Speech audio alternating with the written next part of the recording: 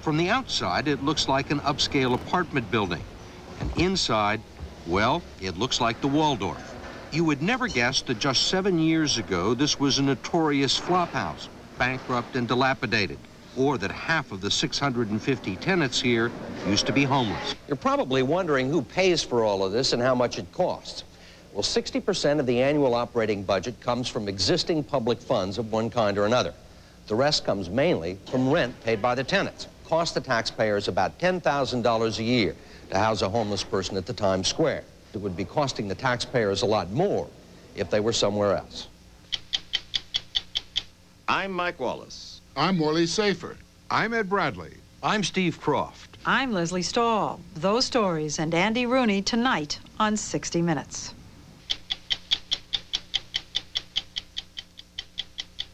By even the most conservative estimates, there are still hundreds of thousands of homeless people in the United States. But you don't see a lot on television about the problem these days, probably because what many people thought was a disgrace 10 years ago has become part of the urban landscape, one of those problems that seems too difficult to solve. But all across the country, nonprofit organizations using government and private money believe they found a solution that deals with the problem better than it's ever been dealt with before, and for less money. We decided to check it out, and we didn't have to go very far. What we found will change your perceptions about homelessness. It sure changed ours. It's best known for its billboards and its Broadway marquees, and the spot where the New Year's ball drops each year before a national audience. But a short walk away from the Times Square the tourists see, you'll find the old Times Square Hotel. From the outside, it looks like an upscale apartment building, and inside, well, it looks like the Waldorf. You would never guess that just 7 years ago, this was a notorious flophouse, bankrupt and dilapidated, or that half of the 650 tenants here used to be homeless. Jerry and her dog Cleo once lived in a vacant lot. Deese, who's reading the Wall Street Journal, wandered the street for 14 years. Kenny has had his own apartment for 2 years now. But this is how a CBS News crew found him back in 1992. They're just part of the eclectic mix of people who live here. Low-income elderly, people with AIDS, the mentally ill, and the working poor, which includes a lot of young artists and aspiring actors and musicians who make less than $25,000 a year and like having a cheap studio apartment in the theater district. And there are some real characters, like Doris, who pushes a shopping cart full of her belongings and carries a walkie-talkie that seems to work only for her. How does it work having all these different kinds of people here? Well, it's never dull. Whenever we advertise for positions, we tend to use the phrase lively atmosphere. 7 years ago, Roseanne Haggerty was developing low-income housing for Brooklyn Catholic Charities when she decided to rescue the Times Square, probably from the wrecking ball. This is what it looked like back then. It was managed by a slumlord who was charging the city as much as $1,500 a month to house indigent families in rotting, single-room occupancy apartments. Some rooms were so filthy that professional cleaning crews refused to enter them. A lot of people thought Haggerty was crazy when she quit her job, formed her own nonprofit group, Common Ground Community, and convinced city officials to provide her with a $29 million low-interest loan to buy and renovate the building. She got the money to restore the lobby from 4 big corporations: Clorox, J.P. Morgan, Dime Savings Bank, and Ben & Jerry's Ice Cream. They received federal tax credits for investing in low-income housing and in the restoration of an historic building. What Haggerty promised to do in return for the money was to help solve 2 pressing problems. Half of the units would be set aside for much-needed low-income housing, the other half for the homeless. But the Times Square is a lot more than a government-subsidized low-income apartment building.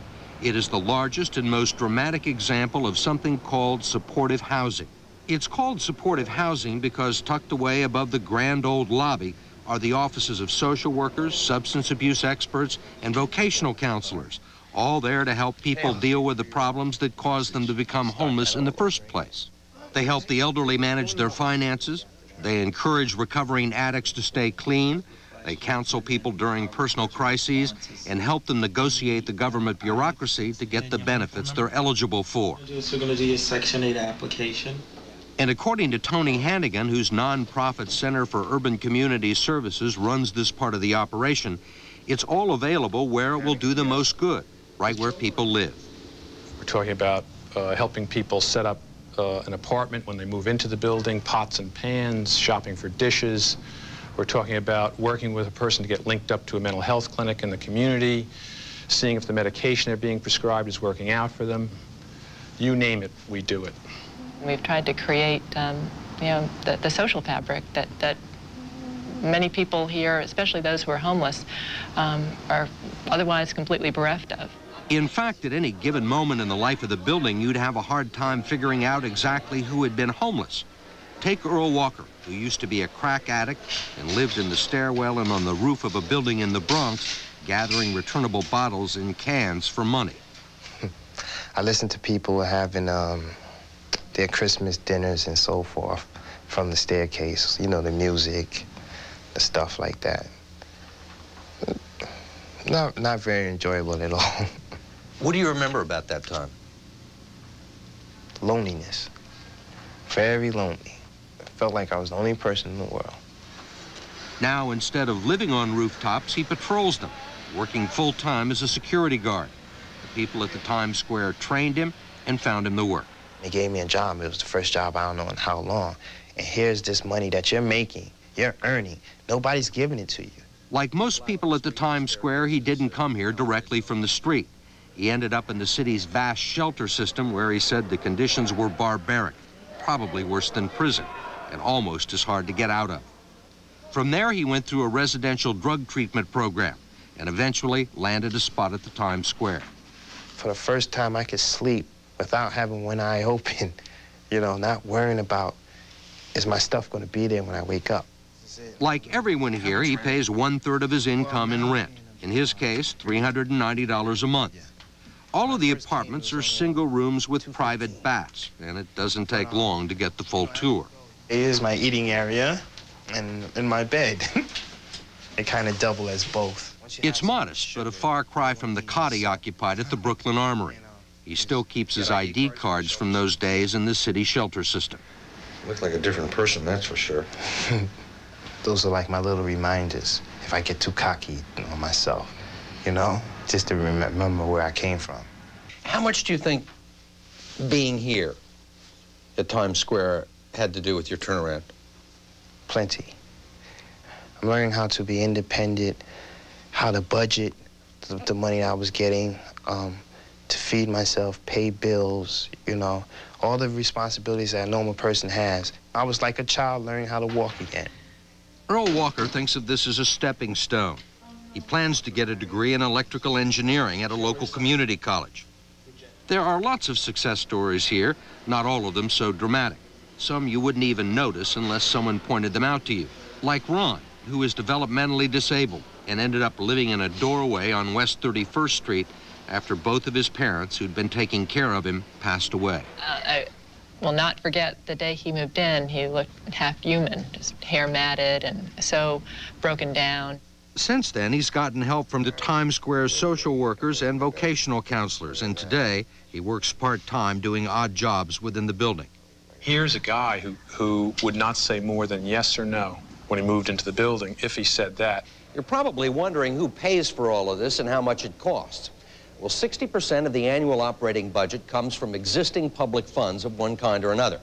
The rest comes mainly from rent paid by the tenants.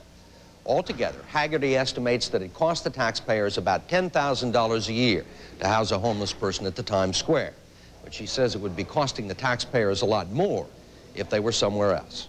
Those 300 tenants who are living here now who were homeless, they were in shelters at $20,000 plus a year in public money before they lived here. Some were in jails at $58,000, $60,000 a year before they moved here. There are many who are coming from psychiatric hospitals where the public cost is $113,000 a year in New York State. This is a bargain. I mean, if you don't do anything about homelessness, it costs you more. But how can a room in a place like this cost less than a cot someplace like this? Well, for one thing, the Times Square can afford to be selective.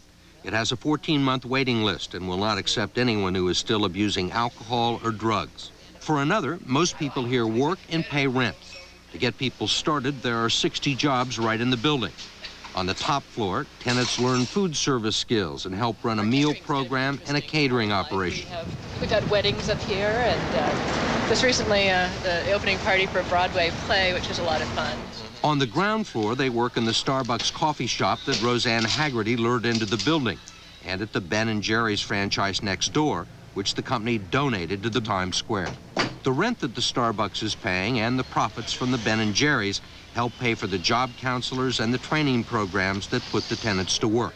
But the biggest savings of all for the taxpayer comes because people here are living independently instead of requiring 24-hour-a-day institutional care.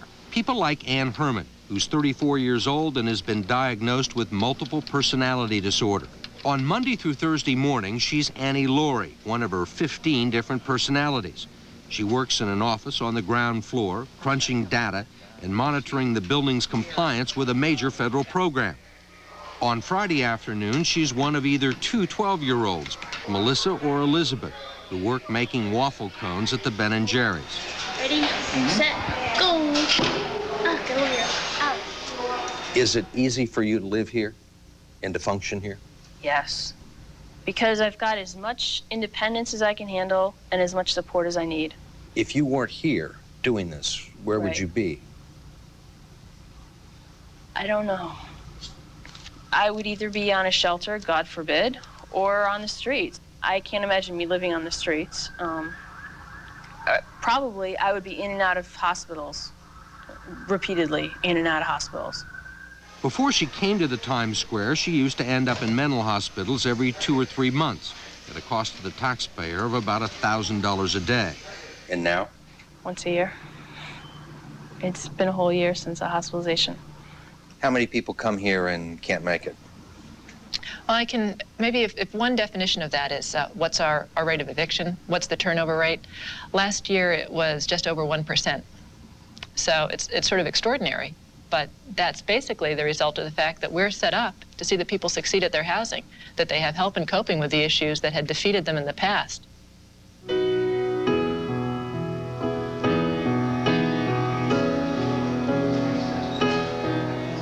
What's happening here at the Times Square is not an isolated example. There are now more than 100 buildings of supportive housing in New York City alone. And it seems to be working in places like Chicago, San Francisco, Minneapolis, and in other cities and towns. But the supply does not begin to meet the demand. Is this really a solution to homelessness? Of course, it works. People remain housed, they don't become homeless again. Why isn't there more of it? Well, in part, perhaps, it's that the solution is not well known or well understood. But I think it also comes down to political will and the choices we make as far as where our resources go. We weren't able to find anyone who thought supportive housing was a bad idea, only that it has certain limitations. It's very expensive at the beginning to acquire and renovate buildings, and the public funds to do it are becoming scarcer and scarcer. And not even Roseanne Haggerty and Tony Hannigan thinks this will work for everyone. Active substance abusers and people with acute mental illnesses are beyond their help, at least until they get the appropriate treatment. Maybe it's not right for everyone at an exact moment in time, but ultimately this is a type of approach to homelessness that can really address 80 to 90% of those people who are on our streets. I mean, the fact is that there are still thousands of people out there who are homeless who it would work for, and there's just not enough of it available. We found some of those people one morning last winter, sleeping in doorways and cardboard boxes on the edge of major highways and in storage bins where the railroads once stored coal. The people who run the Times Square say its very existence provides the homeless with the one thing they need almost as much as a roof over their heads, some sense of hope and motivation. Some of the people who now live here were once on the outside with their noses pressed to the front window. They saw something that was within their reach, and they decided to grasp.